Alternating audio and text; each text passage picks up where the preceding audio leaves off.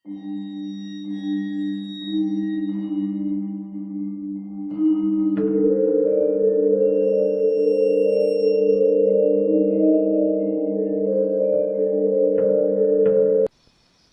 ජිනදාස. මගේ කතාව නම් ඉතින් අති බල සර්ව සූර දක්ෂ බබා ගුරුන්නාන්සේ ගැන. මැරුම් කන්න ගිහින් මැරුම් නොකා 99න් පණ බේරාගත්තු සිද්ධියක් ගැන. ගිරිදර බබක් කමාලා මැරිලා 3 මාසයක් ගියේ නෑ. ආන් ලේලිටයි දුවටයි සැරින් සැරේ වැහෙනවා. මහ කරදරයක්. අපි කියලා ඉතින් වෙන කාට කියන්නද? බබානිසර. හිටි හැටියේ බබාව හොයාගෙන ආවේ බබාගේ පවුලගේ මාමා කෙනෙක්. ඒක ඇහුණ ගමන් බබාට හිග් ගෑවුනාට මොකෑ? මෙදා පාර උඹ ඉවරයි බබෝ කියලා මට දැනුනේ කුරිරුම සතුටක්. නැතුව බොලව. බබානේ ස්ටක්කේටම වැඩේ ගොඩ දාලා දෙයි.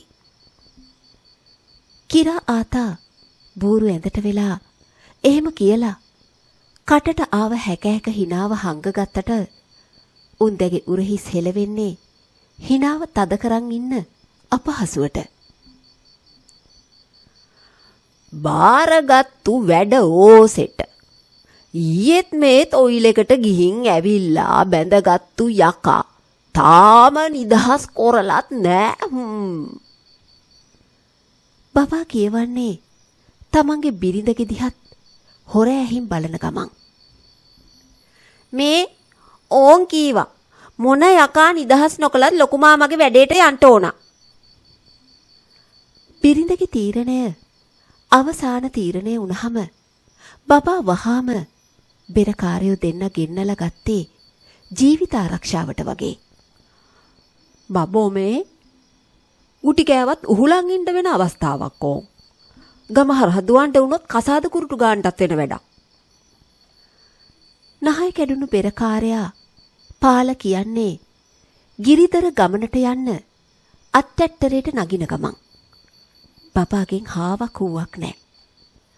මිනිහා හරියට නායා මැරුණු අහිකුන්ටිකයා වගේ ඔහේ කල්පනා කරනවා. ඒ ඇස්සේ සුබේ අහනවා, ඈ බං ඔය මැරුණු බබක්කට වයසද? එහෙම කියලා. ටිකක් කල්පනා කරපු බබා මම හිතන්නේ 80ට එකක් නැත්නම් දෙකක් අඩුයි. අඩු වයසෙන්නේ මලේ. එහෙම අමනාපෙන් උත්තර බැන්දා. ඒ ගම බොහෝම සරුසාර ලස්සන ගමක්. ලොකු මාමගේ ගෙදර තිබුණේ පොඩි වතුර ඇලකට මායිම්ව. ඊට පහලින් කුඹුරු යායක්. කාලෙකින් කුඹුරු සරුසාර වුණ පාටක් පෙනුමක් නෑ. බබක්කා ඕවා කාටවත්ම වැඩ කොරන්ට දුන්නේ නෑ. යනකොට අරන් යන්න හිතාන හිටියා වායේ. වෙළඳ සේවයෙන් ප්‍රවෘත්ති කියනවා වගේ බබාගේ මාමා සැරින් සැරේ විස්තර කියවනවා. බබා ඉතින් හුම් ගානවා. දැන් උන්දව කොහෙද වල දැම්මේ? කනත්තේ උතුරු පැත්තේද දකුණු පැත්තේද? බබා නිහඬකම බර වචන දාලා බින්දිනවා. වල දැම්මේ නෑ. ආදාහනේ කොලා. අලු ටික තැම්පත් කොලා. ආන් අර කුඹුරු කෑල්ලට පල්ලෙහයි. ඒ ටික ඇහුණහම අපරාදේ තැම්පත් කොලේ. එහෙව් නැතුව කුඹුරු යායටම අලු ඩිංග ඉහලා දැම්මනම් බබකා ආච්චි පැලවෙලා. එහෙම කියලා ඇහෙන නෑහෙන ගානට කීවේ මගේ වැලමිටක් තදින් කොනිත්තන ගමන්. බබෝ මේ කරන ඕන ඉලව්වක් කරගන්නවා මාව මරාගෙන කන්න නැතුව. එහෙම කියලා කෑ ගහන්න හිතුණත් ඉන්න නෑදෑ සනුහරේ ඉදිරියේ බබාව පාච්චල් කරන්න හිත හදාගන්න බැරි වුණා.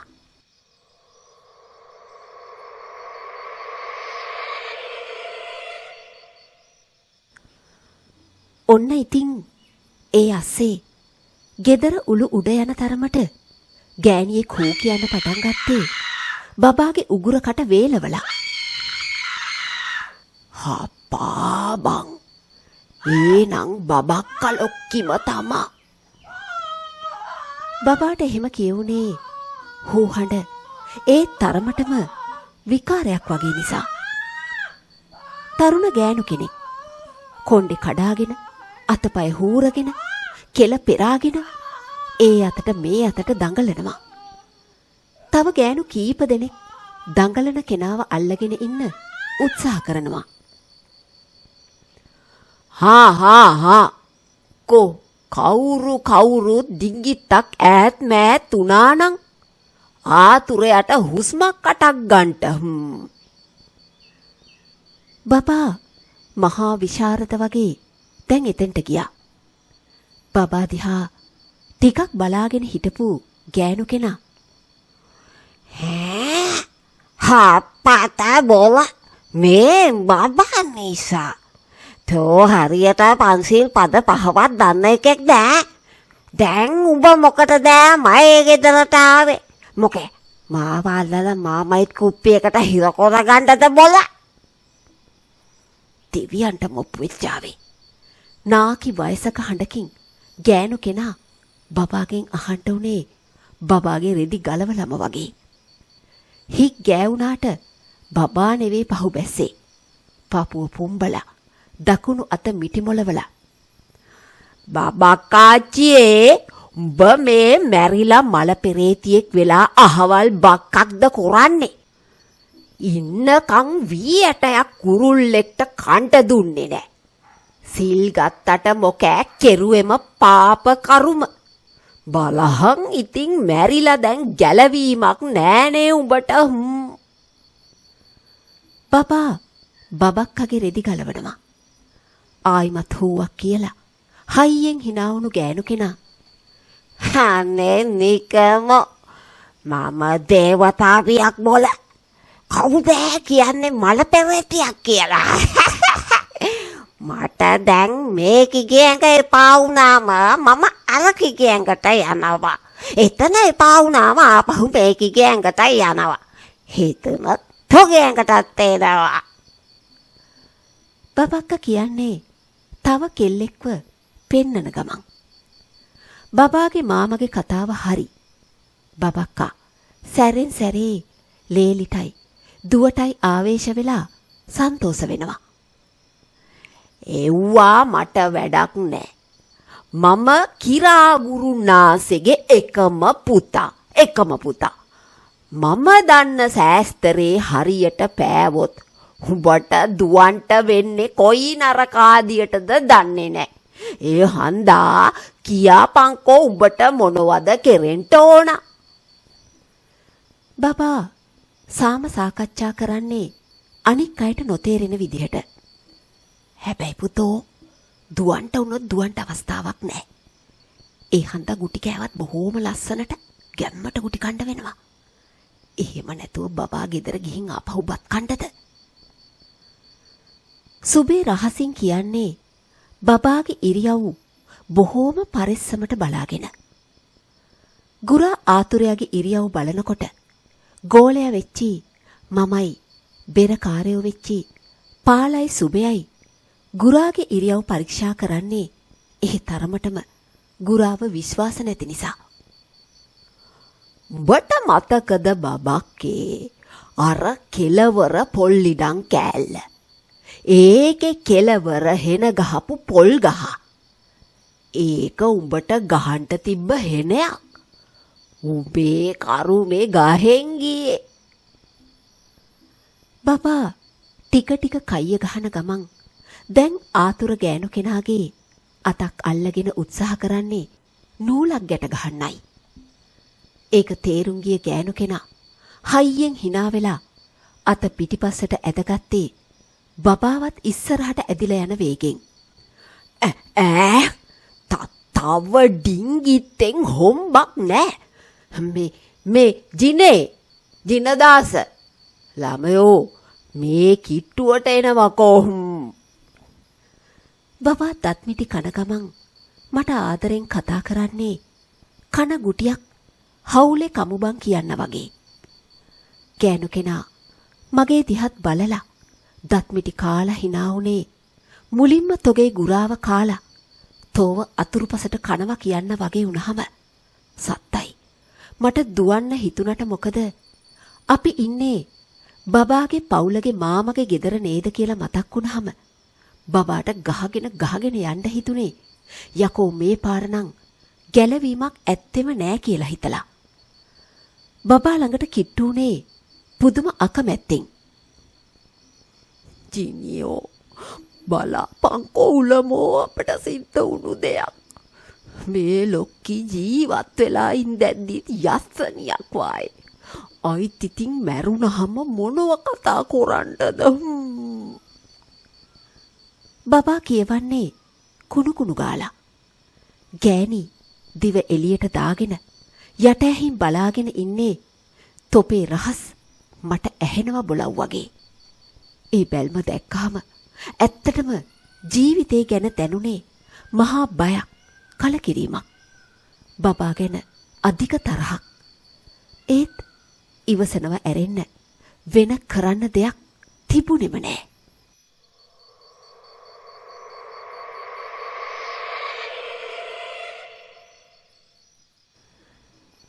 ටික දවල් වෙන්න වෙලා බබා බෙරකාරයෝ දෙන්නවත් අඬගහගෙන කරන්න උවමනා දේවල් ලෑස්ති කරන්නේ බිරිඳගේ නෑදෑ සනුහරයට පේන්න. ගොක්කොල කපලා ලස්සන රටා දානවා. පාට වර්ගවලින් මල් වට්ටි හදනවා මදිවට පාට 7කින් පන්දම් බඳින්නත් දඟලනවා. බබෝ දුවන්ට වුණොත් දුවන්ට වෙන්නේ සේරටම පේන්න තමා. නහය කැඩුණු පෙරකාරයා පාල බබාව කොළොප්පමට අරගෙන. ඒත් බබා ඊට වැඩිය කපටි. මාමේ ගෙදර කීප දෙනා විතරක් ඉතුරු වෙන්න අනෙක් අයව පිට කොරලා ඇරියොත් හොඳා. මොකද බබක්කා ආතුරයාගේ ඇඟෙන් අයින් වෙලා නූලට පන්දමට නෑවිත් වෙන කෙනෙකුගේ ශරීරෙට ගියොත් දින 7ක් යන්ට කලින් ඒ කෙනා පරලෝ යනවා. එහෙම කියලා ඇඟ බේරා ගැනීමේ පත බොරුව අතෑරියේ පාලව ගොළු කරවලා. ඒ බොරුවට අහු වුණු ගමේ උන් ඇඟට පතට නොදැනි එතනින් මාරු වෙලා යන්න ගියේ ගෙදර කීප දෙනා විතරක් තනි කරවලා. ඒ දිහා බලන් හිටිය ආතුර ගෑනු කෙනා ආයිම මහා හයියෙන් hinaවෙන්ට ගත්තේ බොහෝම වියරු විදිහට වුණාම ඇඟේ හිරිගඩු පිපුණා. කුණාසේ කොරන දෙයක් ඉක්මනට කරලා එළිවෙන්න කලින් යමු යන්න. බබාගේ ළඟට වෙලා මං කුටු ගෑවා. බොට පිස්සුද මීමෝ. එහෙම යන්න තිබ්බ මේක වෙන තැනක වැඩක් නම් මොනවා හරි කරලා මේක ගොඩ දාන්න වෙනවා. එහෙම නැත්නම් වැහිලා ඉන්න එකී පිටින්ම වල දාන්න වෙනවා. බබා කියවන්නේ තමන්ගේ ගැලවිල්ලට තව එකෙක්ව මරණ එක ගැන කිසිම පසුතැවිල්ලක් නැතුව. නෑදෑය උඹගේ ගෑණික මිස මගේ කවුරුවත් නෙවෙයි. දුවන්ට වුණොත් අම්මප්පා දුවනවා කියලා හිතාගෙන පැත්තකට උනේ ඕන දෙයකට මූණ දෙන්න හිතාගෙන.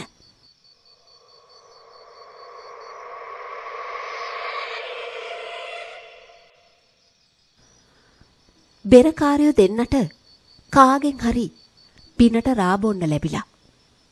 බොන්න දුන්නත් බිව්වොත් පවුලගේ නෑදෑයන්ගේ ඇස්වලට අහුවෙන බයට බබා බලාපං උඹලා දෙන්න මීමයි නගුලයි වාගේ යන තැන හානවා යන තැන හානවා. ඇත්තටම බං මෙහෙම අවස්ථාවකවත් උඹලට නොබී ඉන්න බැරිද? උඹලා ඔය තරම්ම බීමට කෑදරද? එහෙම කියලා බෙරකාරයෝ දෙන්නට බනිනවා. දැන් ගෙයි සාලේ මැද පුටුවක හරි අපූර්වට මල් තටුවක් සූදානම් කරපු බබා ඊට පොඩි පුටුවක වාඩි වෙලා කහ පාට නූලක් අතට අරගෙන ඒකට සුවඳ දුම් අල්ලලා උගුර පාදලා මතුරන්න පටන් ගත්ත විතරයි. බබක්ක වැහිලා හිටිය ගෑනු කෙනා එයාව අල්ලගෙන හිටිය ගෑනුන්ව පෙරලගෙන පැන්නේ නැතෑ බබාගේ ඉස්සරහට. බබාගේ වෙලාව කොයි තරම් හොඳද කියනවනම් ඉස්සරහට පැන්නට වැඩි වේගෙන් ගෑනු කෙනාව පිටිපස්සට වැටුනේ බබාගේ කකුලක පැටලිලා. ආන් එහෙම. ඔව් ආන් එහෙම.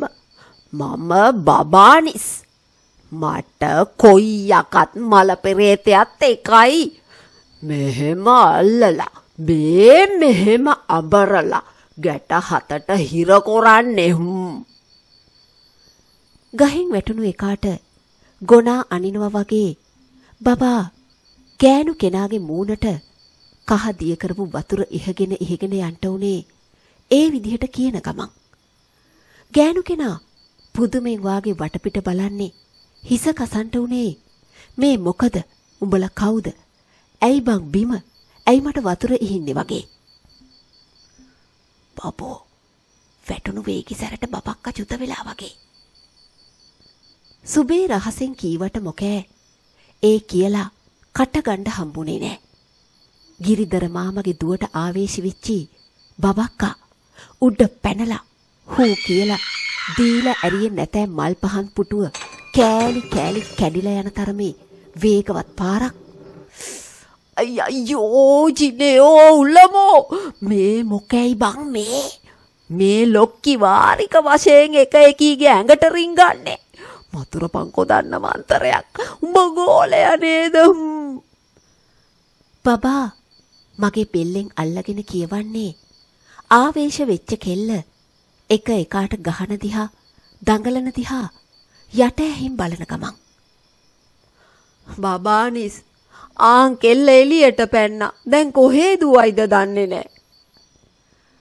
මාමගේ වචන ඇහුණු බබාට තරහ ගියත් සිල් ගත්ත එකා වගේ වෙස් පෙරලගෙන හා කලබල වෙන්න එපා.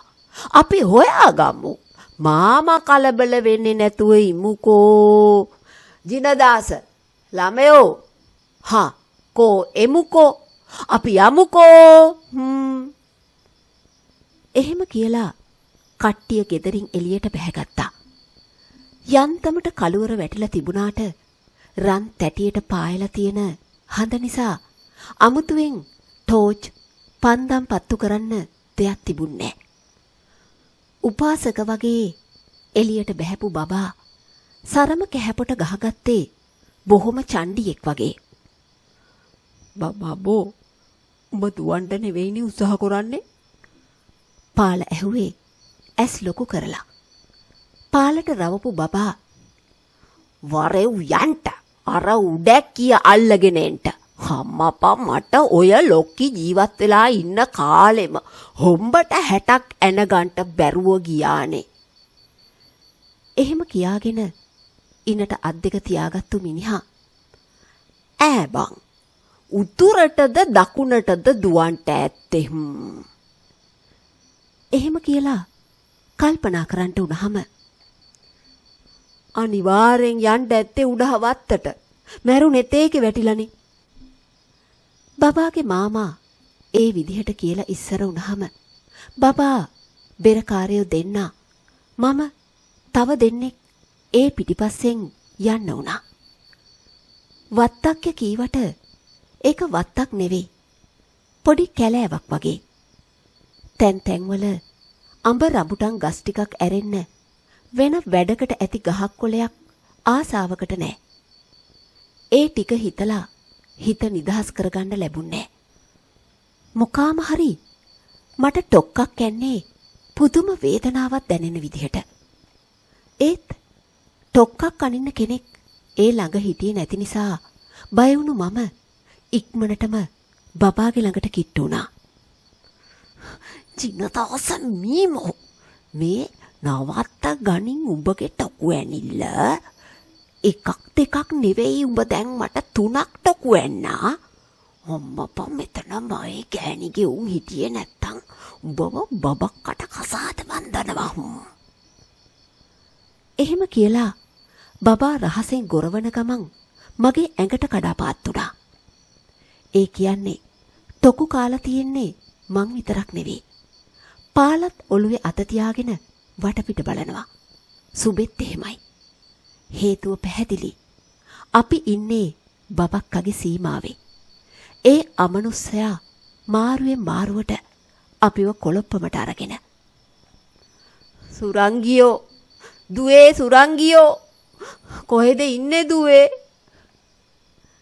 බබාගේ මාමා ඔන්න ඇඬුවා මෙන්න ඇඬුවා වගේ දුවව හොයනවා. කිසිම උත්තරයක් නැහැ. ගස්වල ඉන්න වවුල්ලු නම් ඇඟේ වදින ගානට එහා මෙහා යනවා.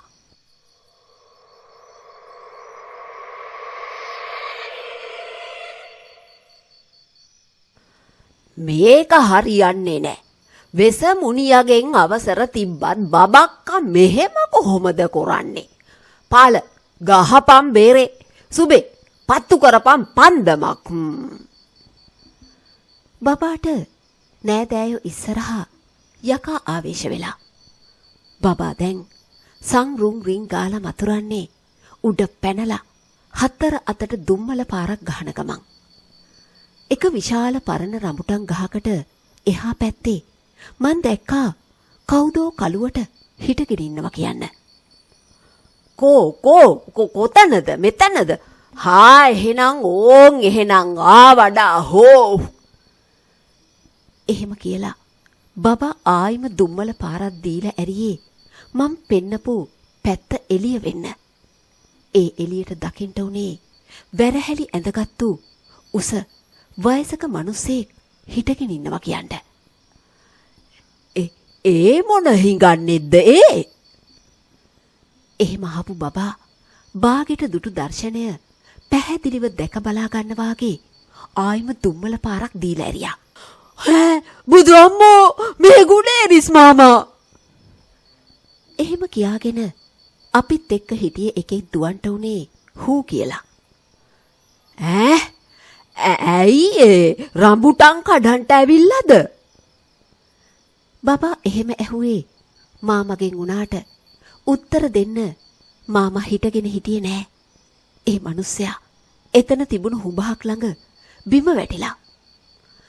බබෝ මේ උඹේ නෑය සිහි නැති වෙලා දැන් වේයෝකාවි. සුබේ පන්දමක් එතනට ලං කරලා කිව්වේ වෙරි හිඳුණු ගානට. බං නාකි මිනිහෙක්ට මෙහෙම බය වෙන්න මෙවුන් අමු කාලද? එහෙම කියපු බබා මේ ආතේ මොකද්ද බං අනුන්ගේ වතු ගානේ රිංගගෙන රෑ තිස්සේ කරන්නේ? ලැජ්ජාවක් බයක් නැද්ද? මේ ඒක නෙවෙයි. මේ පැත්තට කෙල්ලෙක් ආවද? අර නාකි හුචක්කුව බබක්කලොක්කිව වැහිලා. ඒකි මේ පැත්තට දිව්වේ. බබා පන්දම එහාට මෙහාට වනන ගමන් ඇහුවේ ගුණේරිස්ගෙන්.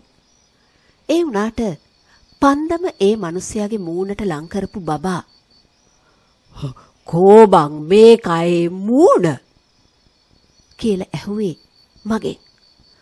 හත් වලාමයි මූණක් වෙනුවට තිබ්බේ ඇටකොටු ගොඩක්. කාරණාව ඊටාම පැහැදිලි. ගම හරහා දිවීම ආරම්භ කිරීමට බබා ඔන්න සූදානම් මෙන්න සූදානම් වෙනකොට අඩි කීපයක් පිටිපස්සට වීසි වුණු බබා දෝයි ගාලා ගිහින් ඇදගෙන වැටුනේ රඹුටන් ගහක් මුලට. ඒ එක්කම බබාගේ ඇඟ උඩට පැනගත්තේ බබක්ක වැහිලා ඉන්න කෙල්ල. බෝල නිකමෝ කවුද බෝල නාකි හුචක්කුව? කියාපිය කවුද නාකි හුචක්කුව? උඹ ඒ අශෝභන කතාව කීවේ ඉස්සර රූප සුන්දරී වායේ හිටිය මට නේද? මට නේද? අනික බෝල ඒක උඹ ඇහැව්වේ මයේ මිනිහගුනේ රිසිඤ්ඤෝගෙන්. ඒකි බබාගේ බෙල්ලෙන් අල්ලගෙන හොලවගෙන යන ගමන් එහෙම කෑ ගහන්න උනාම බබාට ඕන එකක් කියලා දුවන්ට ආපහු හැරෙනකොට දැක්කේ ගුණේරිස්ගේ අවතාරේ මග හරස් කරගෙන ඉන්නවා කියන්ට. දුවන්නත් බෑ. ඉන්නත් බෑ. ජිනේව් වරෙන් මේකි වයින් කරන්න. නැත්තම් බබා මැරෙයි. සුබේ කෑ ගහනවා. මොනා වුණත් අතට කීයක් හරි ලැබෙන්නේ උගෙන්නේ හිතාගෙන සුබේ එක ගිහින් කෙල්ලව අල්ලලා ගත්තේ බබාගේ ඇඟ උඩින් අයින් කරන්න. ඒකි මුලින්ම කෑවේ මගේ වම් අත. ඊට පස්සේ සුබේගේ අත. හිතුනේ බබාවම කාපන් කියලා අතාරින්න උනත් බොහොම අමාරුවෙන් ඔට්ටු වෙලා කෙල්ලව උස්සලා පැත්තකට ගත්තට ඒකි වයසක හඬින් අපිට සාප කරනවා අතාරින්න කියලා. මම ආවේ මයේ මනුස්සයාගේ සෝහන ළඟට. බලපියව් අර අතනාන් තියනවා සෝහන. එහෙම කෑ ගහන ගමන් පරණ විශාල රඹුටන් ගහක් මුල පෙන්නවා. ජිනේව් සුබේයෝ ඕකිවාන් අර ගහට තියලා ගැට ගහපල්ලා. නැත්නම් එතනම වලලපල්ලා. මේ මොන වදයක්ද බං? කොහෙවත් ඉඳලා ඇවිල්ලා මං ගුටි කන්නේ. මැරුණා නම් මැරුණු විදිහට ඉන්නේ නැතුව. බබා කොන්දට අත තියාගෙන නැගිටලා කියන්නේ නිවෙන්න ඔන්න මෙන්න තියෙන පන්දම අවුලලා අර අතට මේ අතට වනලා ආයිම පත්තු කරගන්න ගමන්. ඒ කතාව ඇහුණු ගමන් කෙල්ලගේ දැඟලිල්ල එක දෙක උනේ අම්මපා අතෑරපල්ල මාව අදනම් බබා නිසාව කනවා කියාගෙන. ඒ වෙලාවේ නම් හිතුනේ ඒකිව අතාරින්න. අනේ ඕකව කාලා ඉවරයක් කරපන් කියන්න. ඒත් මමයි සුබෙයි බැලුවේ කෝපාල කියලා. විනාඩියක් ඒ හෙවිල්ල කරන්න ඕන උනේ නෑ. කොහෙදෝ ඉඳලා පාල පැන්නේ ටාසන් වගේ කෙල්ලගේ ඇඟට.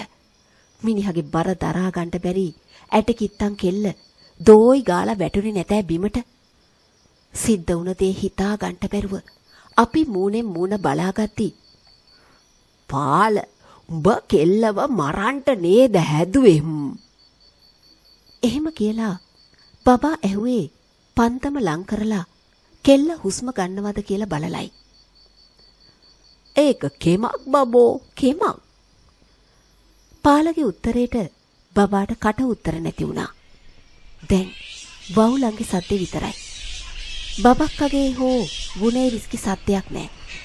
බබාගේ මාමට තාම සිහිය නැහැ.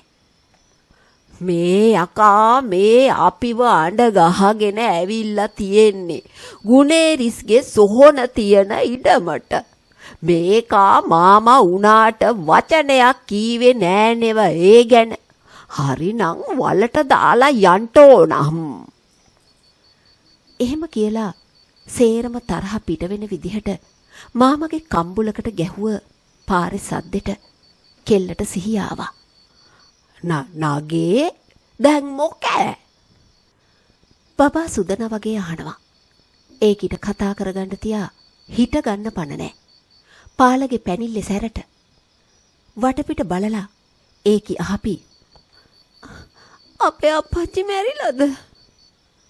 එහෙම කියලා. මොන සිහි නෑ විතරයි. තව ඩිංගිත්තකින් සිහි ඒවි. බබා කීවේ මාමා මැරුන් නැති ශෝකය දරා ගන්න බෑ වගේ. ඈ බබෝ කරපු ඇති ගුරුකමකුත් නෑ. ජප්ප කරපු මන්තරේකුත් නෑ. ඒ වුණාට කෝබම් බබක්කා ගුණේරිස් අමනුස්සය ඔහොම යනවෑ. සුබේ අහනවා. මම හිතන්නේ බබක්කා මලා නොමැරුණොත් තමා පුදුමේ. ඒ තරම් වේගෙකටනේ පාලයා පැන්නේ. බබා රහසෙන් කියලා ඊට පස්සේ ආයිමත් දකුණු අතට මතුරලා දීලා ඇරිය තව කම්බුල් පාරක් මාමට. අම්මෝ අයියෝ කියාගෙන බැරියේ ඒ මිනිස්සයා ඇස් ඇරියා. අපි මිනිහව කෙලින් කරගත්තේ බලහත්කාරයෙන් වගේ. වරෙන් මිනිහෝ යන්න නැත්තම් ආයිම මොකෙක් හරි වැහැයි උඹගේ දුවට කියලා කියා ගන්න බැරි කමට. බබාගේ තොල් පැලිලා මූණ හීරිලා අපේ ගුරුන්නාන්සේ හොඳ අඩව්වක් අල්ලලා බබක්කව එලවලානේ කියලා ගෙදර අය බබාව වර්ණනා කරනවා. අපොයෝ අපි හිටියේ නැත්තම් බලාගන්න තිබ්බා. එහෙනම් මෙලහට බබක්ක බබාව මරලා වලලලා. සුබේ යටහිම් බබා දිහා බලාගෙන කියවන්නේ බබාටත් ඇහෙන විදිහට වුණාම හොඳම විද්‍යාව ගැල විද්‍යාව කියලා හිතපු බබා මෙහෙමයි මට බාරගත්තු තව වැඩ ගොඩාක් තියෙනවා. ඒ හන්දා අපි යනවා. එහෙම කියලා ඉක්මන් කරලා බබක්ක වැහුණු ගෑනු පරාණ දෙකට නූල් දෙකක් මතුරලා දාලා පළවෙනියට අත් ට්‍රැක්ටරේට නැග්ගේ. හා ඉක්මන් කරපල්ලා කියලා අපිටත් සැර කරන ගමන්. ඈ බබෝ මේ මොන ලැජ්ජා නැති පලායෑමක්ද? සුබේ බබාට කොලොප්පම් කරනවා. ලැජ්ජාව නෙවෙයි අකුනේ. බබක්කා දැන් ඉන්නේ මාමගේ ඇගේ. උඹලා දැක්කේ නැද්ද ඇස් කෙඩි දෙක? පේ මෙච්චර ලොකුයි. රතුම රතුයි. අනේ මට බෑ බං තව ගුටි කන්ට. අනික සල්ලි ගන්ටත් බෑනේ මගේ ගෑණිගේ උන්ගෙන්. බබා අහිංසක විදිහට කියවනවා. අපිට කට උත්තර නෑ. බබාගේ පවුලගෙන් බබාට ගරු සැලකුම්. කොහොම හරි ආයිමත් දවස් 7ක් වගේ ගෙවුණ විතරයි පණිවිඩයක් ආවේ මාමා මැරුණා කියලයි. බබක්කා ගියාට නිකන් ගියේ නෑ. කොහොමත් ප්‍රාණෙට ප්‍රාණයක් ගන්නවා කියලා මම දැනන් හිටියා. තරුණ කෙනෙක් ගන්නේ නැතුව නාකියේ ගත්ත එකම මද. එහෙම කියලා බබා ලස්සනට ජාමේ බේරගත්තා.